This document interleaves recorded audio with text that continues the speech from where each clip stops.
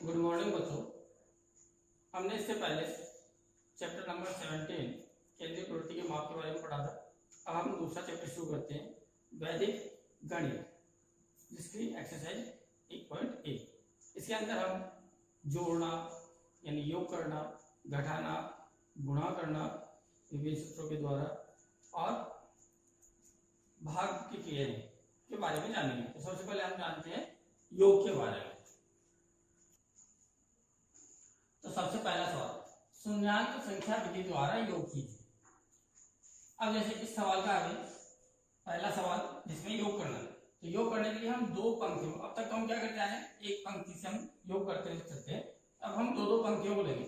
जैसे सबसे पहले 73 प्लस 70, इन दोनों को जोड़ने पे कितने आ गए 143। 143 के यानी हाशिए वाली एक ये इसके पास वाले अंक पे चली जाएगी और शेष बचे 43 में हम 54 जोड़ देंगे। कितने जोड़ देंगे 54। तो 54 और 43 कितने रह गया 7 और 9 97। इसके अंदर फिर 89 जोड़ देंगे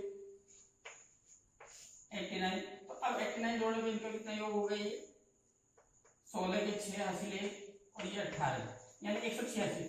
तो यहाँ फिर सोचो ऊपर होगी संख्या अर्थात ये हासिल वाला एक इसके पास ही चला जाएगा और बचे हुए 86 को 75 में जोड़ देते।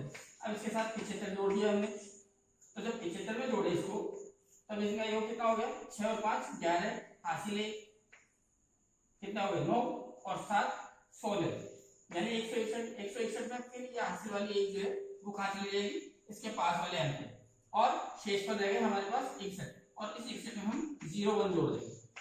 तो अब कितने हो गए हमारे पास यानी कि 62। तो इन दोनों पंक्तियों का योग यहाँ आ गया हमारे पास 62। अब इसी प्रकार से आगे वाली पंक्तियों का करेंगे। तो आगे वाली पंक्तियों का करने के लिए सबसे पहले 78 और इस 78 के अंदर कितने जोड़ेंगे हम 84 और ऊपर एक बढ़ा हुआ है यानी 85 85। तो 85 में इसको जोड़ दो 8 और 5 13 हासिल 1 7 और 8 15 और 1 16 163 यानी 100 से ऊपर 10 संख्या हो गई। तो एक जो है हासिल वाला यहाँ आ गया और शेष बचा हुआ 63। इस 63 पे हम क्या जोड़ देंगे ये वाले 68 जोड़ देंगे। अब 68 में 63 और 68 को जोड़ने पर 8 और 3 11 हासिल 1 12 और 1 13 फिर 100 से ऊपर संख्या हो गई। तो ये हासिल वाला ये 5 चला गया इस 68 के पास वाले अंक पे यानी कि यहाँ पे और शेष पर बचा हुआ 31 यहाँ जुड़ जाएगा इसके साथ में। तो ये कितनी संख्या है 32 और 33 अर्थात ये 33 यहाँ जोड़ दिए जाएंगे। तो जब 33 इसमें जोड़ेंगे तो यहाँ बढ़ेंगे 4 और ये 6 64 और 64 में फिर ये जोड़ेंगे तो यहाँ 30 और 1 31 यानी 31 और जोड़ दो इसमें। तो ये हो गए 5 और ये 9 अभी भी 100 से ऊपर नहीं है। तो अब संख्या ये जुड़ेगी 54 अर्थात 54 और 54 को जोड़ने पर कितने हुए 9 और 149। तो ये हासिल वाली एक जो है वो कहाँ चली जाएगी यहाँ इसके पास चली जाएगी और बचे हुए 49 जो वो यहाँ है। अब यही क्रिया हम आगे दोहराएंगे इन दोनों लाइनों में। तीसरे स्टेप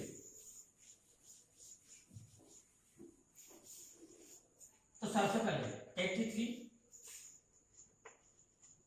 और 83 में 65 और 1 यानी 66 जोड़ेंगे तो कितने हो गए 6 और 3 9 8 और 6 14 यानी 100 से ऊपर हो गए। अब ये एक हासिल वाला बढ़ाना है तो इसके पास तो कोई संख्या नहीं है तो यहाँ हम लिखेंगे 0 और इसके साथ बढ़ा देंगे ऊपर a और बचे हुए 49 में जोड़ेंगे ये 74 और 75 यानी 75 जोड़ देंगे और 75 में 49 के साथ जोड़ेंगे तो 9 5 14 हासिल 5 और 7 12 यानी 124। फिर हासिल वाला ये कहाँ चला जाएगा इसके पास में 0 लगाएंगे और उसके ऊपर 1 बढ़ा देंगे। अब बचे हुए 24 में ये 98 जोड़े हैं। कितने जोड़े 98 8 और 4 12 हासिल 10 और 2 12 122 हो गए। तो फिर इसके पास वाले अंक पे यानी 0 लगा करके 1 बढ़ा दो और बचे हुए 22 में 22 रह गए इस 22 में ये 49 जोड़ देंगे। 49 जोड़ने पर 9 2 11 हासिल 6 और 1 7 73। फिर इस 73 के अंदर ये जोड़ेंगे तो 56 और 1 बढ़ा हुआ यानी कि 57। तो कितने हो गए 8 और 7 और 5 12, अर्थात यहाँ भी हासिल एक बढ़ गई। तो इस 5 के पास में 0 लगाएंगे और यहाँ एक बढ़ा देंगे और वो बचे हुए 28 यहाँ आ गए। अब इनके साथ 0 होगा। अब कितने हैं हमारे पास? 1 2 3 और 4, ये 4, तो ये हमारा योगफल आ जाएगा। तो इस सवाल को समझ लेते हैं। शून्यांक संख्या विधि द्वारा योग कर दो। क्वेश्चन नंबर 2, दो पंक्तियां लेकर चलते हैं, इकाई और दहाई, फिर सैकड़ा और हजार, फिर 10,000 और लाख वाली। तो अब पहली दो पंक्तियों का इकाई और दहाई वाली, तो सबसे पहले 36 और 28 को जोड़ते हैं। तो इन दोनों को जोड़ने की संख्या है हमारे पास 8 और 14 हासिल 1, 5 और 6। फिर 99 इसके अंदर जोड़ेंगे क्योंकि 100 से कम की संख्या, तो 99 जोड़ने का 13 के 3 हासिल 1, 7 और 9 16। अब हो गया 163, अर्थात संख्या 100 से ऊपर होगी।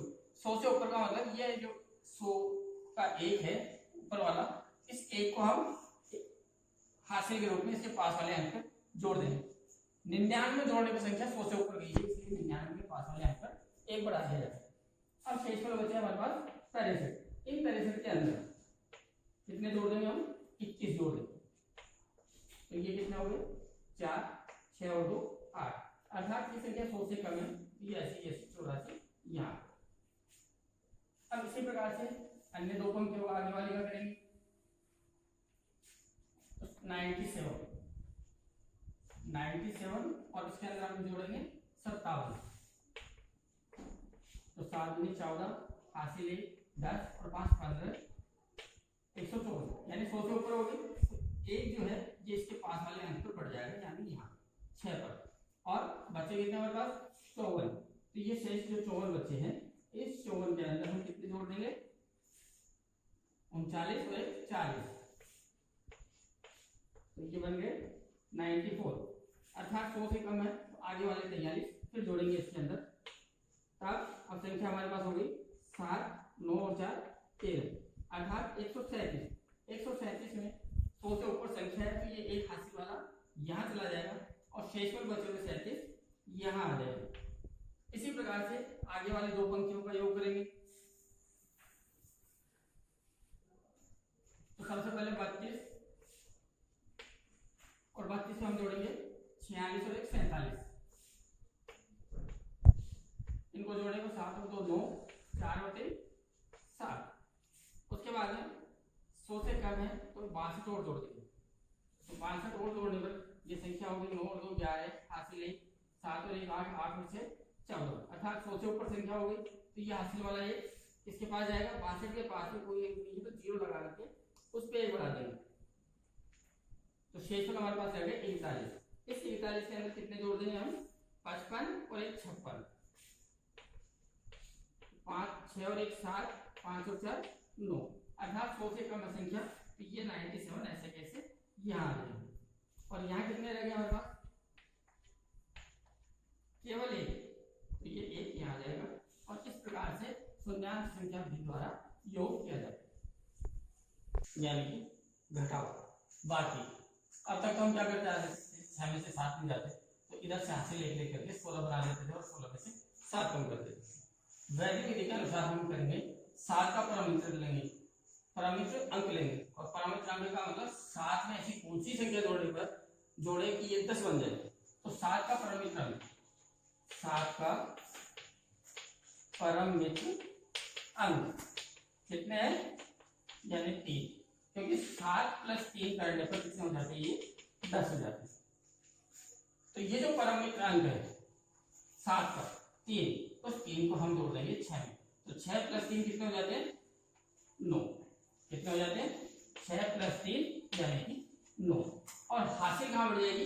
इस 7 के पास वाले अंक, यानी कि 6 से बन गए 7। अब 7 जो है वापस 5 में से नहीं घटाए जा सकते, तो वापस 7 का परमित्र हमारे पास 3 है पहले से, और इस 3 को कहाँ जोड़ देंगे हम? 5 में, अर्थात 5 + 3 जो है कितने हो गए? 8। इसके अंदर आ गए 8 और यहाँ 1 बढ़ चुका है, परमित्र अंक लेते।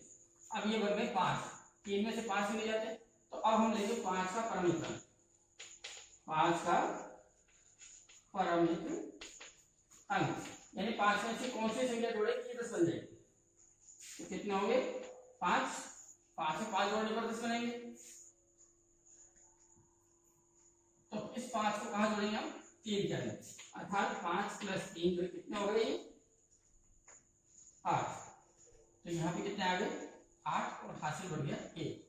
अब यहाँ 8 है और यहाँ कितने 1, 8 में से 1 हम आसानी से घटा सकते हैं, इसलिए यहाँ बचे 7। और फिर 9 में से 7 ये भी आसानी से घटते हैं, तो यहाँ कोई हमें परमित्र लेने की आवश्यकता नहीं है। 9 में से 7 गए तो शेष बच गए 2। तो ये इसका आंसर है। वैदिक विधि के द्वारा व्यवकलन इस प्रकार से किया जाता है। अन्य सवाल देखते हैं वैदिक विधि से घटाने यानी बाकी करने समय वाला, जिसमें घंटे मिनट और सेकंड दे रखे हैं। अब यहाँ पर परमित्र अंक लेने के लिए हमें इकाई के अंक जो है, चाहे वो सेकंड का हो, चाहे मिनट का हो, चाहे घंटे का। इकाई के अंक में तो हम क्या लेंगे परमित्र अंक 10 में से लेंगे, और दहाई के अंक में 6 से। क्यों? क्योंकि 1 मिनट में 60 सेकंड होते और 1 घंटे में 60 मिनट होते, तो यहाँ दोनों जगह बदलेंगे, इसलिए इसको इस प्रकार से करेंगे। जैसे 5 में से 7 जाते, अर्थात क्या करेंगे 7 का परम मित्र, 7 का परम मित्र अंक कितना है 3, और इस 3 को कहां जोड़ेंगे 5 में, तो 5 प्लस 3 यानी कि हो गए 8। तो यहां तो बढ़ गई ये 8, और हमने इसका परम मित्र अंक लिया इसलिए यहां बढ़ गया 1। अब इस 6 का परम मित्र अंक, 6 का परम मित्र अंक, और यहाँ कौन से किससे लेना है 6 का 6 से लेना है, अर्थात 0, और 0 को किसमें जोड़ देंगे 2 में, 2 प्लस 0 अर्थात 2। तो यहाँ आ गया हमारे पास 2, फिर यहाँ 1 बढ़ गया,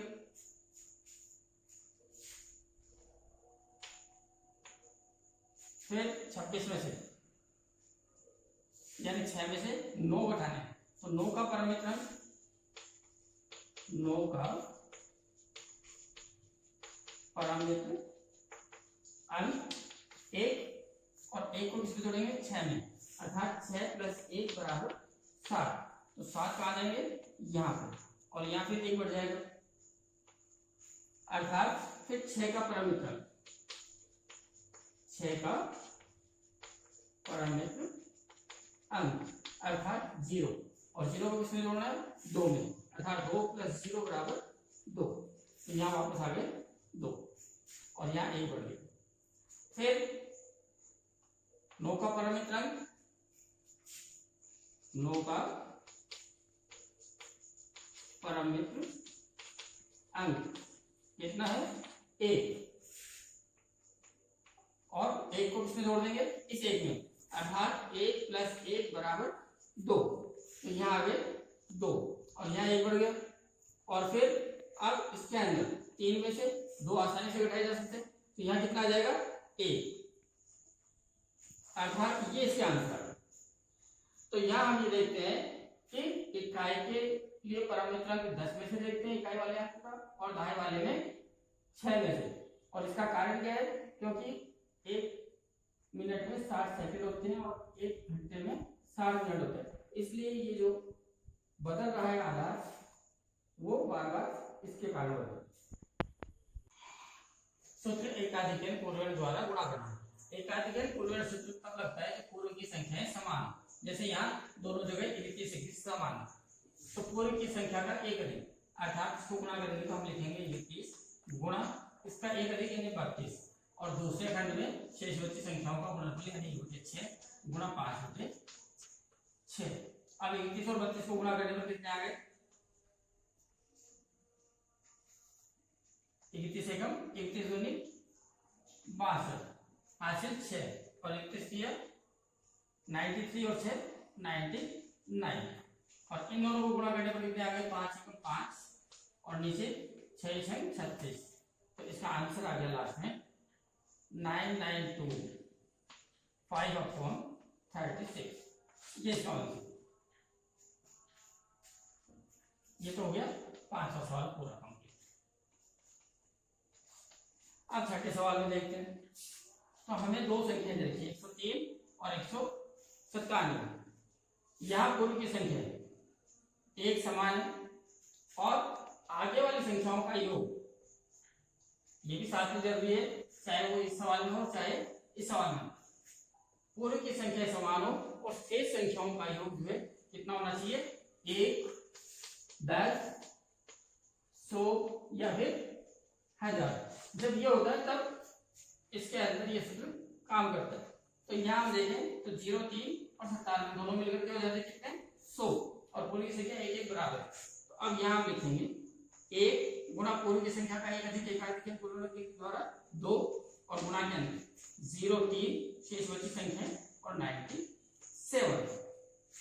तो यहाँ इनको गुणा किया तो 2 एकम 2 और इन दोनों को गुणा कर देंगे 9 की 27 हासिल की 2, 7 की 21 हासिल की 2 और 9 की 27 और 2 29 और फिर ये 0। अब इसका फाइनल आंसर लिखेंगे तो ये संख्या ऐसी आ गई 20, 281। ये इसका गुणनफल होगा। तो एकाधिक पूर्वण द्वारा कितनी आसानी से दो संख्याओं इनका गुणनफल हो जाता है वैदिक विधि के द्वारा, ये हमने सीखा।